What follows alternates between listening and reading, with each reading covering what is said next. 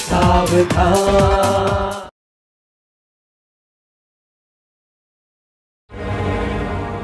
लाश के चेहरे को तो बुरी तरह कुचला गया है। साहब, मेरे बच्चे का हत्यारा नहीं बचना चाहिए। देखिए, अब चिंता मत कीजिए, हत्यारा बहुत जल्द पकड़ा जाएगा। ये क्या कर रहे हैं सर आप? मैं और अनुज का खून करूंगा? नहीं सर, ऐसा मैं सोच भी नहीं सकता हूँ। नमस्कार दोस्तों, मैं कुणाल सिंह राजपूत एक बार फिर से आप सभी का हमारी इस कहानी अनैतिक रिश्ता के दूसरे और अंतिम भाग में स्वागत करता हूँ। दोस्तों, पिछले एपिसोड में आपने देखा कि किस तरह से अनुज नाम के एक बच्चे की पत्थरों से कुचलकर हत्या कर दी गई। दोस्तों, पुलिस को अपनी तफ्तीश में अनुज के दोस्त समीर पर शक होता है, जिसका प्रेम संबंध अनुज की बहन सरिता के साथ चल रहा था। जब समीर से पूछताछ की गई तो उसने बताया कि सरिता के संबंध उसके जीजा के साथ भी थे, और उसने यह भी बताया कि पिछले 10 दिनों से तो वो गांव में था ही नहीं। दोस्तों, पुलिस के सामने ढेर सारे सवालात हैं। आइए देखते हैं कि पुलिस अपने इस केस को सुलझाने में कामयाब होती है या नहीं। जैन सर, हमने समीर के बारे में पूरी जानकारी इकट्ठी कर ली है, और सर वो पिछले 10 दिनों से गांव में नहीं था।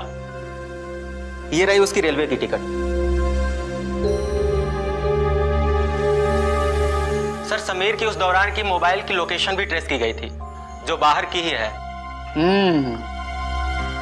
कहानी बहुत मजेदार हो रही है। हाँ सर। पहले समीर शक के दायरे में था, अब ये जीजा शाली का एंगल। अच्छा, ये समीर जो कह रहा है मुझे विश्वास नहीं हो रहा है। सर, एक बात और है, गांव में सरिता और उसके जीजा अजय के काफी चर्चे हैं, लेकिन कोई कुछ खुल के कह नहीं पा रहा है। कैसे चर्चे? सर, उन दोनों के आपस में चल रहे होंगे। Pandey, sorry sir. एक और आशिकी। ऐसा करो, ये सरिता और उसके जीजू अजय, उसकी जीवन कुंडली निकालो, सारी खबरें चाहिए मुझे। जी सर। इसके लिए इसके गांव जाओ और इसके घर में पूछताछ करो। अब कुछ भी संदिग्ध दिखाई दिया, दोनों को उठा के ले आओ, देखते हैं दोनों की आशिकी। ठीक है सर।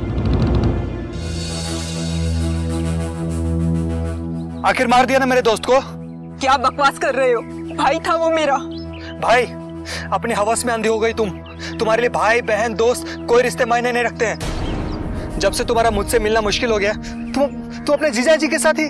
छी, तुम मुझे गलत समझ रहे हो। गलत तो मैं पहले था, जो तुम जैसी लड़की के लिए अपने भाई जैसे दोस्त के साथ धोखा कर बैठा। अगर उसी वक्त मैं समझ जाता तो आज मेरा भाई जिंदा होता। ये तुम क्या कह रहे हो? अनुज तुम्हारा दोस्त बाद में, पहले मेरा भाई था। और कोई बहन अपने भाई को कैसे मार सकती है? तुमने ऐसा सोचा भी कैसे? मैंने अपने भाई को नहीं मारा है। मैंने सोचा कि तुमने उसे मारा है, और पुलिस के डर से तुम गांव छोड़ के गायब हो गए हो। मैं अनुज को क्यों मारूंगा? और हाँ, आज के बाद तुम मुझसे मिलने की कोशिश मत करना। मैं दोबारा तुम्हारे जाल में फंसने वाला नहीं हूँ। जाल? किस जाल की बात कर रहे हो तुम? मैं तुमसे प्यार करती हूँ। दूर हटो। दूर हटो तुम अब इसके काबिल नहीं हो।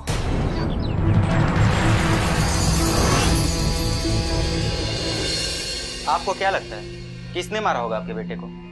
मैं कैसे बता सकती हूँ साहब, कौन मार सकता मेरे बेटे को? उसका तो कोई दुश्मन भी नहीं था। सुना आजकल वो दारू वगैरह भी पीने लगा था। हाँ, कभी कभी पीता था, पर उसने तो अब वो भी छोड़ दी थी। समीर के साथ उसके कैसे संबंध थे? वो बहुत अच्छे दोस्त थे, पर क्या? कुछ दिन पहले उनका झगड़ा हुआ था। तो समीर कर सकता है ये सब? क्या कहा जा सकता है साहब आज के जमाने में, लेकिन वो बहुत अच्छे दोस्त थे। मुझे नहीं लगता कि साहब, समीर ने ही अनुज की हत्या की है। वो सरिता को भी गंदी नजरों से देखता था। इसी बात को लेकर के दोनों में झगड़ा हुआ था। साहब, आप उस समीर को गिरफ्तार कर लीजिए साहब। तुम्हें कैसे मालूम कि वो सरिता पे गंदी नजर रखता था? जी, मेरा मतलब कहना खैर छोड़ो, समीर के बारे में तुम्हारा क्या कहना है? साहब, मैं इतना सब नहीं जानती, लेकिन ये पता है कि समीर और अनुज में झगड़ा हुआ था। लेकिन समीर अनुज की हत्या नहीं कर सकता। और तुम्हारे जीजा जी? मतलब तो हम तुम्हें थाने में बताएंगे। तुम दोनों चलो हमारे साथ। हवलदार साहब, ये मेरे बच्चे कैसे खून कर सकते हैं? अरे माँ जी, हम कहाँ कह रहे हैं कि इन दोनों ने खून किया है। कत्ल का मामला है ना, पूछताछ तो करनी पड़ती है। अब इन दोनों से पूछताछ करके इज्जत के साथ इन्हें वापस भेज देंगे। चलो तुम लोग। हवलदार साहब, हवलदार साहब। तो अजय और सरिता, सच तुम लोग खुद ब खुद बोलोगे या मैं अपने तरीके से उगलवाऊं? अगर खुद ब खुद बताओगे तो आसानी से हो जाएगा। अपने तरीके से मैं पत्थर से भी उगलवा लेता हूं। साहब कैसी बात कर रहे हैं आप? अनुज मेरा साला था, मैं उसे कैसे मार सकता हूं? अनुज का कातिल तो समीर है, समीर जो खुला सड़कों पे घूम रहा है। और सभी जानते हैं कि समीर और उसकी खूब लड़ाई हो चुकी है। और वो मेरी साली सरिता पर भी गलत नजर रखता था सर। साली पर तो तुम भी गलत नजर रखते थे, तो साले को मारने के लिए कौन सी बड़ी बात है तुम्हारे लिए? क्यों सरिता? ये घड़ियाली आंसू बहाना बंद करो। सच्चाई से भाग नहीं सकती हो। हवलदार। Yes sir. जीजा जी की खातिरदारी कर। चलो। सब छोड़ दो, मैंने क्या किया? साहब साहब साहब, मैंने कुछ नहीं किया साहब, साहब मैंने कुछ नहीं किया साहब, मैंने कुछ नहीं किया। छोड़ दो साहब, मैंने कुछ नहीं किया साहब, सर मैं सबको सच सच बताती हूँ। समीर ने मुझे बहला फुसलाकर अपने प्यार के जाल में फंसा लिया और मुझे गलत रास्ते पे ले गया। ये सब समीर सुना चुका है, मुझे कोई इंटरेस्ट नहीं है इन सब चीजों में। तुम्हारा और तुम्हारे जीजाजी की जो कहानी है वो सुनाओ, जो पूरे गांव में चर्चा का विषय है। तुम्हारी जुबान से सुनना है मुझे, बताओ। सर समीर मौका पाते ही मुझे पार्क में ले जाता था। एक दिन जीजाजी ने मुझे और समीर को पार्क में देख लिया और उसने मुझे मजबूर किया शारीरिक संबंध बनाने के लिए। सर मैं मजबूर थी। अपने मजे को मजबूरी का नाम मत दो। तुम भी ये सब चाहती थी? नहीं सर, मेरे जीजाजी ने मुझे ब्लैकमेल किया था। आ गए बेटा? हाँ माँ जी। बैठो। सरिता, ओ सरिता, कहाँ चल गई ये लड़की? हाँ माँ। अपने जीजू को खाना लगा दो। जी माँ।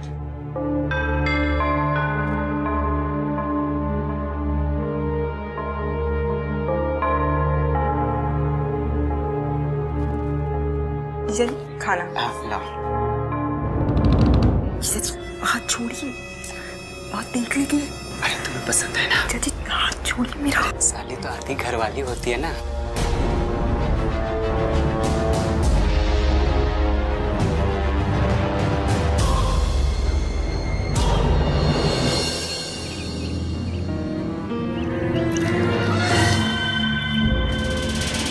सुनो, तुम्हारा बदन ना तुम्हारी दीदी से भी खूबसूरत है। हाय राम, आपने? अब बिना कुंडी बंद किए नहाओगे तो कोई भी देख सकता है ना। और ये समीर का क्या चक्कर है? जीजा जी, समीर और मैं सिर्फ दोस्त हैं। सिर्फ दोस्त है या फिर और कुछ भी? हा?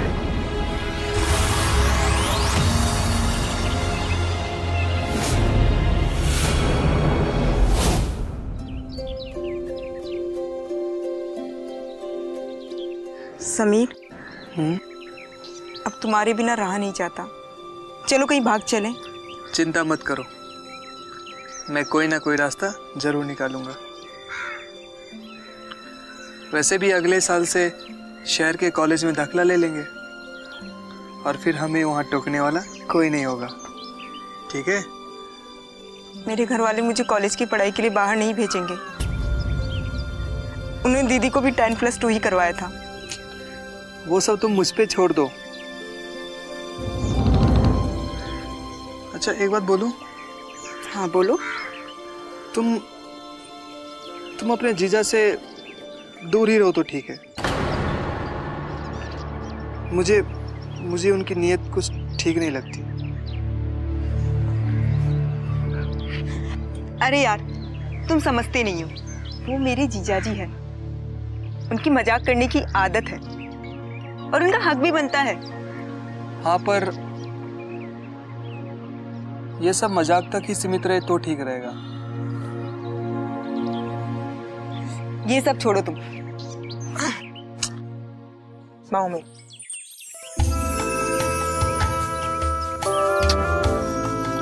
हमें लगता है निकलना चाहिए। चले? तुम्हें भी लेट हो रहा है ना? ठीक है, चलते हैं फिर।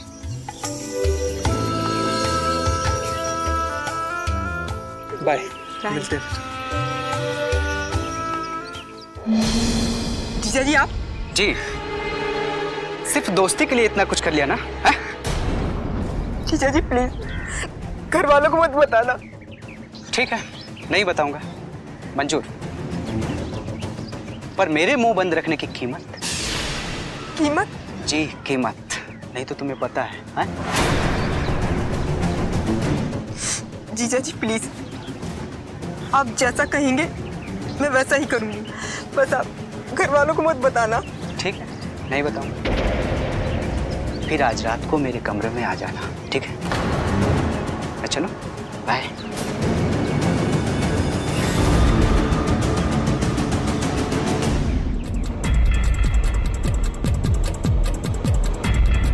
जीजा जी,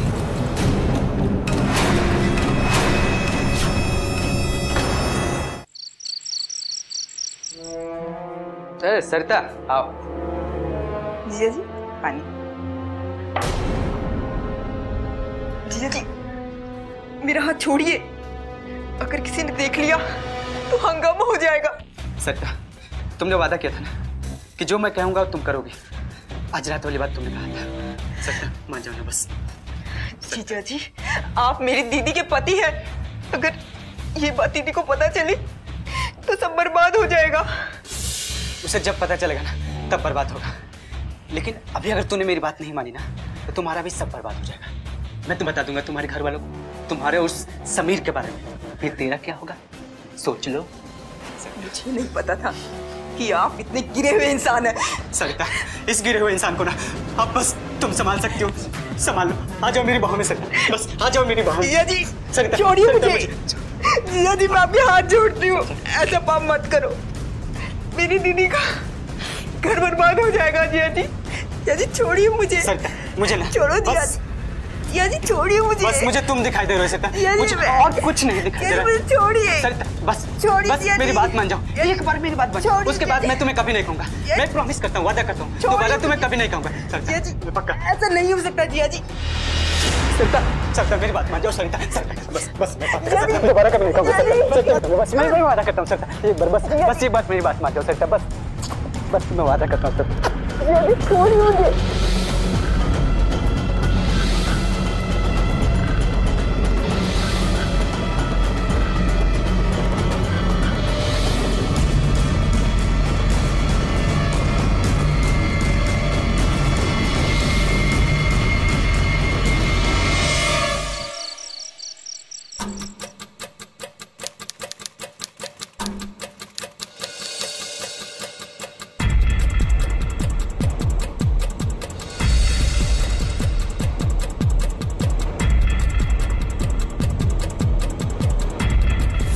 जी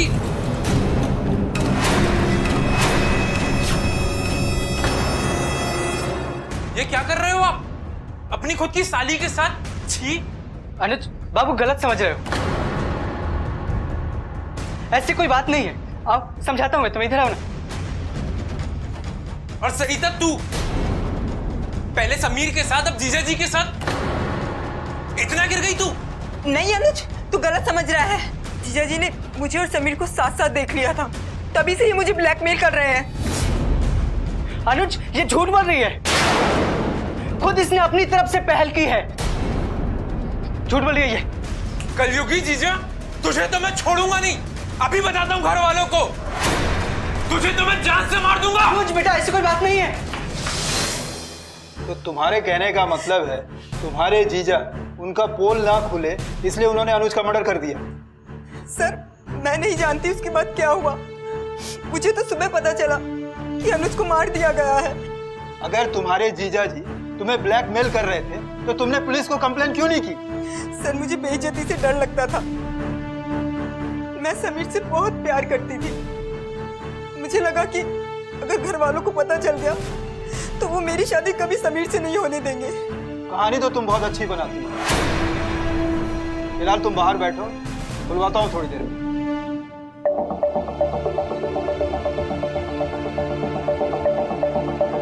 सरिता, ये लड़की सही कह रही है या हम लोग को घुमा रही है?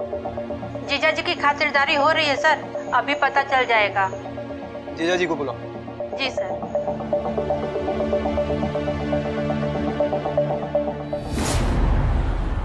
नहीं साहब, वो झूठ बोली है साहब। मैंने उसे कभी ब्लैकमेल नहीं किया और ना ही समीर के साथ उसे रंगे हाथों पकड़ा है। बल्कि समीर के बारे में तो सरिता ने खुद मुझे बताया था सर। सरिता ने समीर के बारे में तुम्हें खुद बताया था? हाँ सर, उसने मुझसे बताया था कि समीर जानबूझकर उसके पीछे पड़ा है, क्योंकि मेरा उसमें कोई इंटरेस्ट नहीं है साहब। तेरे और सरिता के बीच में जो चल रहा था उसके बारे में क्या कहना है? साहब, ये सच है कि मेरे और सरिता के बीच में नाजायज संबंध थे, पर मैंने उसे कभी जबरदस्ती नहीं की साहब, बल्कि खुद उसने अपनी तरफ से पहल की थी सर। अपना गुनाह छिपाने के लिए साली को बदनाम कर रहा है? मैं सच बोल रहा हूँ सर। जब उस दिन उसके सभी परिवार वाले दूसरे गांव गए थे ना, अनुज भी घर में नहीं था, तभी मैं अपने कमरे में लेटा था और उसी समय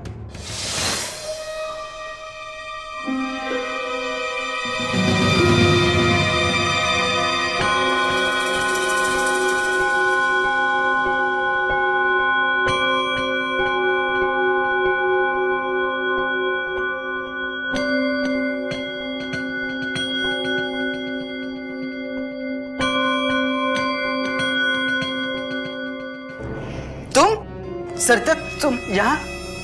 जीजा जी, मुझे अपने कमरे में डर लग रहा है।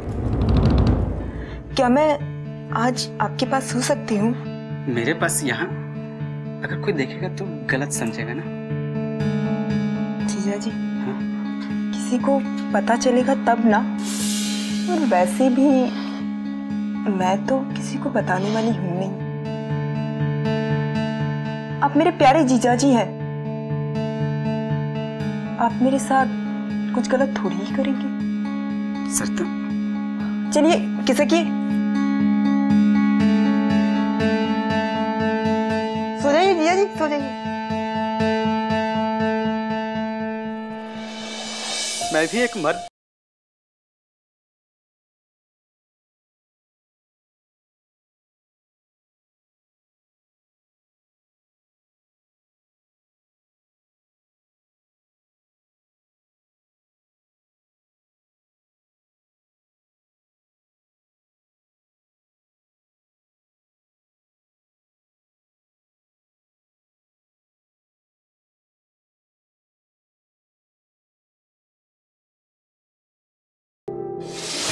तू बहुत ही शातिर अपराधी है, अपना गुनाह सरिता पे मढ़ रहा है। नहीं साहब, मैं सच बोल रहा हूँ साहब। सच तो ये है, जिस दिन अनुज ने तुम दोनों को रंगे हाथ पकड़ा था, तुमने पोल ना खुलने के डर से अनुज को मार डाला। मैंने नहीं मारा साहब। ये सच है कि उसने हमें देखा था, पर उसे मारने का ख्याल कभी मेरे मन में भी नहीं आया साहब। अब मुझे लगा कि मैं सबको सच बताऊंगा, सभी मेरी बात मान लेंगे। सच कह रहा हूं सर, जोगिंदर हवलदार को ये झुमका घटना स्थल से मिला है।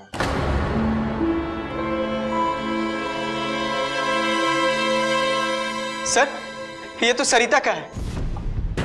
सरिता का है? हाँ साहब। सरिता को बुलाओ। सर, ये बाली मेरी है, पर मैंने अनुज को नहीं मारा। बिल्कुल चुप, तुम्हारा गुनाह साबित हो चुका है। अब तुम खुद बताओगे या अपने तरीके से मैं बुलवाऊं? ये तुम्हारा है? सर, ये बाली मेरी है, पर मैंने अनुज को नहीं मारा। बिल्कुल चुप, तुम्हारा गुनाह साबित हो चुका है। अब तुम खुद बताओगे या अपने तरीके से मैं बुलवाऊं? हवलदार। बताती हूँ साहब।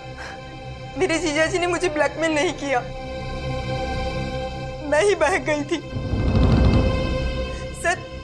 अनुज ने मुझे और जीजा जी को एक साथ देख लिया तो मैं बहुत डर गई थी। मैं अनुज को रोकने के लिए बाहर भी गई, तब तक वो घर से जा चुका था सर। अनुज नहीं, मुझे अनुज अनुज नहीं, मैं तुझे नहीं जाने दूंगी। जाने दो मुझे माफ कर दे अनुज, मेरे भाई। अनुज अनुज प्लीज प्लीज अनुज।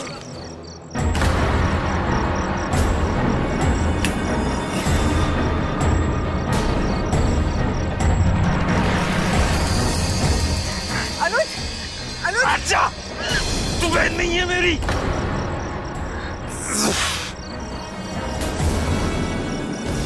बहन नहीं है तू मेरी, सबको बता दूंगा मैं दरबार में, मेरे समीर के साथ, फिर जीजा जी के साथ, सबको बता दूंगा मैं तेरे बारे में। धोखा दी तूने मुझे।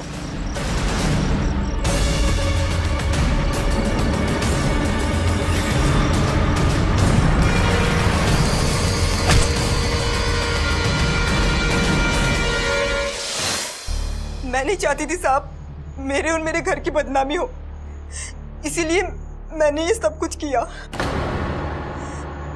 मैं डर गई थी साहब, मैं जेल नहीं जाना चाहती थी, इसलिए इस खून में मैंने जीजा जी को फंसाने के लिए ये कहानी रची। कहानी तो तुमने अच्छी बनाई, प्रेम त्रिकोण पर। अब जेल में जाकर फिल्मी कहानी लिखना। ले जाओ इसे हवलदार। साहब मुझे माफ कर दीजिए साहब, मुझे माफ कर दीजिए, मुझे माफ कर दीजिए साहब, मुझसे गलती हो गई। दोस्तों, क्या जिस्म की भूख किसी इंसान के दिमाग पर इस कदर से हावी हो सकती है कि उसे अपने सुख के अलावा दूसरा कुछ नजर ही ना आए? हमारे समाज में जब भी इस कदर नापाक रिश्ते पनपते हैं तो उसका हश्र हमेशा खतरनाक ही होता है। दोस्तों, प्यार का रिश्ता सबसे पवित्र रिश्ता होता है और इसकी पवित्रता बनाए रखना हमारे हाथ में होता है। लेकिन आजकल प्यार में ही सबसे ज्यादा धोखे मिलते हैं। दोस्तों, क्या मिला सरिता को? उम्र कैद। अब एक सच्चे प्यार के लिए वो जेल के अंदर जिंदगी भर तरसती रहेगी। और शायद इसीलिए कहते हैं कि प्यार जिंदगी है, प्यार बंदगी है। इस कहानी में इतना ही। एक नई कहानी के साथ मैं कुणाल सिंह राजपूत आपसे फिर मिलूंगा। तब तक के लिए जय हिंद।